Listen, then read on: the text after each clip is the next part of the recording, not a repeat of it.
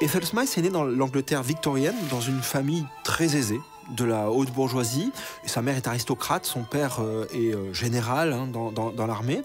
Sa famille suit les règles habituelles de l'éducation de la bourgeoisie et le caractère d'Ethel Smythe est complètement opposé, je dirais, à ce type d'éducation. C'est une jeune fille très turbulente, qui s'intéresse au sport, qui aime la musique, même qui adore la musique. Ethel, tu apprends le piano à 12 ans et tu trouves ta vocation.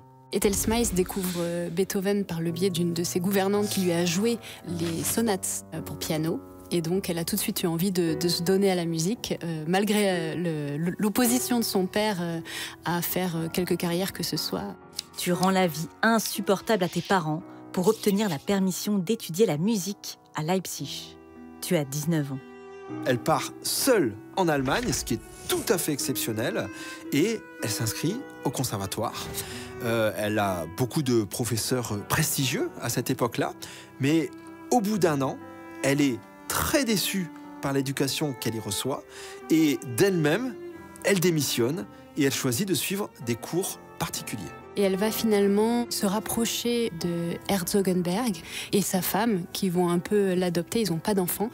Et donc lui est compositeur et donc va lui donner des cours et va un peu l'intégrer dans le milieu. Donc elle va rencontrer Brahms, Tchaïkovski, Grieg aussi. Et à cette époque-là, elle ne compose que des compositions de musique de chambre. Alors c'est un genre qui est très exigeant parce qu'elle compose des quatuors à cordes. Alors là vraiment c'est le haut du pavé, je dirais, dans la musique de chambre.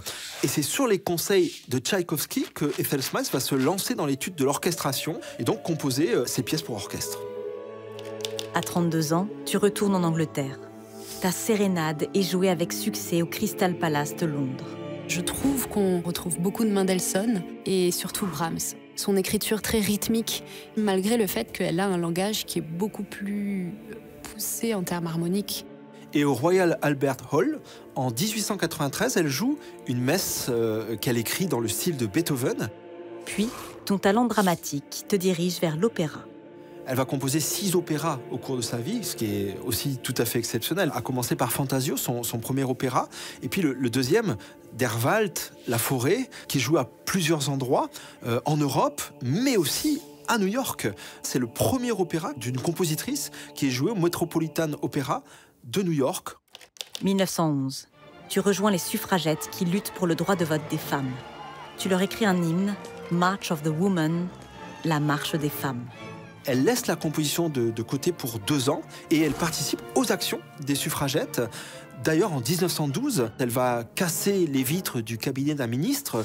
Elle va se faire arrêter et elle va aller en prison pour 2 mois à l'âge de 54 ans. Donc il y a cette anecdote où elle va diriger avec sa brosse à dents la marche des femmes. Et donc toutes les suffragettes qui étaient dans la prison vont chanter. Cet hymne, la marche des femmes, est un hymne qui est toujours d'actualité. Il est chanté régulièrement encore dans les mouvements féministes.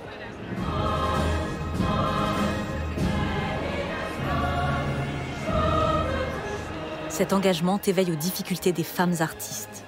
Tu te lis d'amitié avec la romancière Virginia Woolf. Ethel Smythe était beaucoup dans la sororité et créait des liens avec beaucoup de femmes. Dans ses mémoires, elle critique beaucoup les attitudes, notamment de Brahms, les attitudes sexistes. Ethel Smythe a toujours trouvé très étonnant et même scandaleux qu'on considère sa musique du point de vue du genre. Elle explique qu'il n'y a pas de sexe en musique, qu'on doit juste s'intéresser à la qualité musicale. Tu brilles aussi comme chef d'orchestre, puis comme écrivaine quand tu deviens sourde, et tu obtiens un succès international, mais qui s'atténue après ta mort. En réalité, c'est un scandale parce que c'est une femme qui a beaucoup écrit. C'était une femme respectée de son vivant et elle a aussi beaucoup écrit de livres et de mémoires. Enfin, elle a laissé des traces dans l'histoire. Et c'est juste que les gens qui écrivent l'histoire ont considéré que sa musique n'était pas forcément importante. Grave erreur. Parce que c'est vrai que maintenant, il y a eu un bond dans la programmation des compositrices, mais on n'est encore qu'à 6% ou 4% même en termes de temps de programmation. Donc c'est toujours, on va mettre une petite œuvre de 5 minutes. Il y a des œuvres qui sont longues et qui sont magnifiques. Et il faudrait la programmer plus souvent.